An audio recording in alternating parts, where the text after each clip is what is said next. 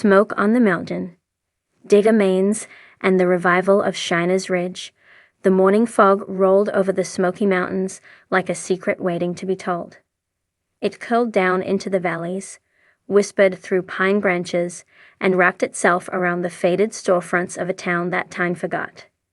This was Shiner's Ridge, Tennessee, a once bustling whistle stop worn of timber, coal, and corn whiskey, now barely more than a blinking dot on a backroads map. The only constant over the last 50 years was the slow decay of buildings and the stubborn pride of the few who refused to leave.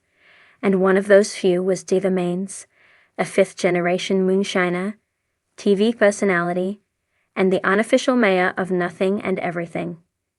"Town's quieter than a possum in church," Digger muttered as he leaned against the weathered counter of Miss Ruthie's diner, swirling the last inch of cold coffee in his cup. His trademark bib overalls hung like armor on his wiry frame, and a camo cap sat low on his brow. Ain't no more kids running down Main. No music from the hardware store porch. Just echoes. Miss Ruthie, a silver-haired spitfire who could still lift a cast-iron skillet with one hand and your spirits with the other, slid a fresh biscuit onto his plate. "You ever think it's 'cause folks gave up on it, Digger? Maybe the town needs someone to believe in it again." Digger chewed slowly, thought longer. The idea took root that afternoon while he walked past the boarded-up movie house and the hollow shell of his granddaddy's old general store. For the first time in years, he didn't just see what Shiner's Ridge had lost. He saw what it could become. "If I can make Shine that wins awards and ends up on TV, why can't I turn this place around?" He asked his dog, a mutt named Sow Mash, who answered with a yawn and a fart. The plan within a week. Digger had wrangled a meeting with what was left of the town council, 3 retired farmers, 1 librarian, and the school bus driver, who also doubled as the preacher. He stood in the old VFW hall, under a dusty flag and a portrait of Elvis. "Here's the deal," he began, tugging on his suspenders. "We make moonshine. We make music. We've got stories older than the hills. Folks in cities pay $15 for a rustic experience served in a mason jar, and we're sittin' on the real thing." They chuckled, unsure where this was going. "I say we lean in. Let's bring folks here. Real Appalachian culture, not the Dollywood kind. No offense to Dolly. A moonshine festival. Tours. Tasting rooms. Live pickin'. Maybe a little museum. We bottle our legacy. We make this place shine again." A hush followed. Then Preacher Blevins leaned back and said, "Well, shoot. Might be the craziest idea I ever heard. I vote yes." Ground zero. The old still the first step was fixing up Digger's family still site, a sacred patch of land tucked behind rhododendron thickets and hickory trees. It hadn't run in years, not legally anyway, but Digger knew it had to be the heart of the comeback. He cleaned it by hand, polished the old copper pots, and even added a little platform for small batch demos. He set up a tasting barn nearby, all reclaimed wood, Edison bulbs, and barrels for tables. Then he called in some old favors from his moonshining buddies and his producers from the show. They showed up in droves, some with camera crews, some with jars. Word spread. The first annual Smoky Mountain Shindig Festival was scheduled for late September, right when the leaves started turning to fire and gold, when the air got crisp and the night smelled like cider and campfires. Digger had high hopes. He didn't expect 6,000 people to show up. They came from Atlanta, Asheville, even as far as Seattle. Hipsters, historians, foodies, old-timers, and everything in between. They came for the shine, but stayed for the stories. Booths lined Main Street. Homemade preserves, fiddle makers, blacksmith demos, and moonshine pickle samples that could strip paint. Local bands played on the makeshift stage in front of the courthouse, where clovers kicked up dust beside bluegrass banjos. Digger himself gave still tours, signing jars and posing with folks for selfies. "This is the real stuff," he told a couple from Chicago. "Not the kind in your uncle's garage. This is art. Tradition, science, rebellion, family." And the people ate it up, or more accurately, drank it down. A town reborn within 6 months, Shiner's Ridge had a pulse again.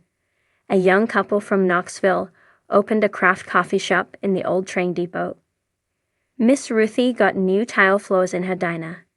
The abandoned general store was turned into a co-op selling local goods: leather, quilts, wood carvings, and of course, Digger's moonshine in etched bottles that looked straight out of 1890.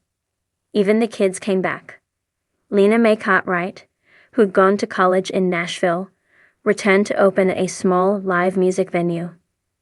"If Digger believes in this town, so do I," she said at the ribbon cutting.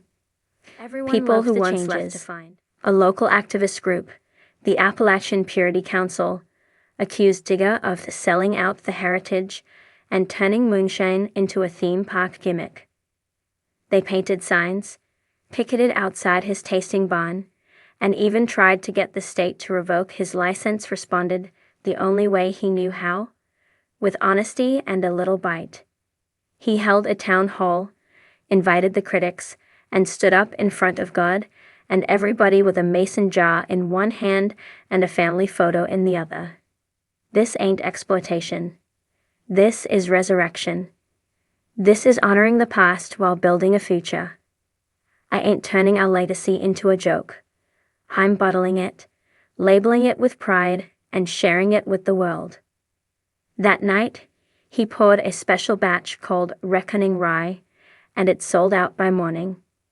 Legacy in a jar. A year later, Shiner's Ridge was named one of the top 10 hidden cultural destinations in America by a national magazine.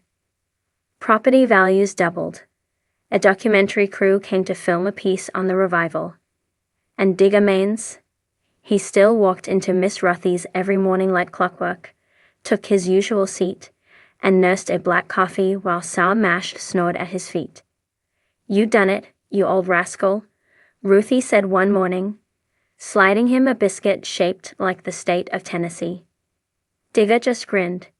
"We all done it. I just lit the match." Epilogue. Smoke Rizzy's Digger never claimed to be a savior. He didn't care about fame. What he did care about was home. The dirt under his boots, the smell of wood smoke and fall, the sound of banjos on a front porch. In the end, he didn't just revive a town. He reminded the world that the Smoky Mountains were more than a backdrop for postcards. They were alive, and so was their culture, their craft, and their people. And as the sun set over the ridges, and the evening fog rolled in like an old friend, you could still hear Digger's voice echo across the hills. "Come on in, y'all. We're just getting started." Copper and hope. Digger Maines and the revival of Beech Creek. The morning fog drifted low and lazy over the hills of Beech Creek, Tennessee, swallowing the treetops and weaving through the hollows like a ghost from the past. The town, no more than a blink on a back road between Greenville and nowhere, sat tucked in a cradle of pines, its buildings sagging with age, its roads cracked like old skin. But for Digger Maines, Beech Creek was more than just a forgotten mountain town. It was home. It was roots. It was the scent of sweet mash on a summer breeze and the sound of banjo strings bouncing off misty ridgelines. And as he stood on the porch of his late daddy's rundown general store, the front door hanging off one hinge, the hand-painted Maine E.S. Mayor C. entirely sign barely legible, Digger scratched his beard, squinted up at the mountains, and whispered, "We ain't done yet." A town slip-in away Beech Creek had once had a heartbeat. A little schoolhouse, a church with a cracked bell, a diner where miners and moonshiners once swapped gossip over grits and gravy. But over the years, the coal dried up, the logging trucks stopped rolling, and the kids packed their bags for cities where the cell service was strong and the Wi-Fi never buffered. Now, only a few holdouts remained. Miss Patty, who ran the post office, old Clarence, who whittled decoys on his porch, and Digger, who still made shine the way his granddaddy taught him. Slow, clean, and with a touch of outlaw soul. Still, something gnawed at him. Not the kind of hunger that a mess of biscuits could fix, but the ache of watching a place you love fade like smoke. The spark the idea hit Digger one rainy afternoon in April, while he was bottling a small batch of smoky gold peach brandy down at his hidden copper still site. The storm tapped on the tin roof, the radio buzzed with static, and he looked around at the barrels, the fermenting tanks, the glint of copper under lantern light. "Dang," he muttered. "This ain't just liquor. This is legacy. This is art. What if Beach Creek could be more than a memory? What if the same thing that once brought trouble to the hills, moonshine, could now be the thing that saved it?" Pitch in the dreamy called a meeting at the old high school gym, the only building in town with working heat and a microphone. About 20 people showed up, most out of curiosity. Diva stood center court, hat in hand, blue eyes twinkling.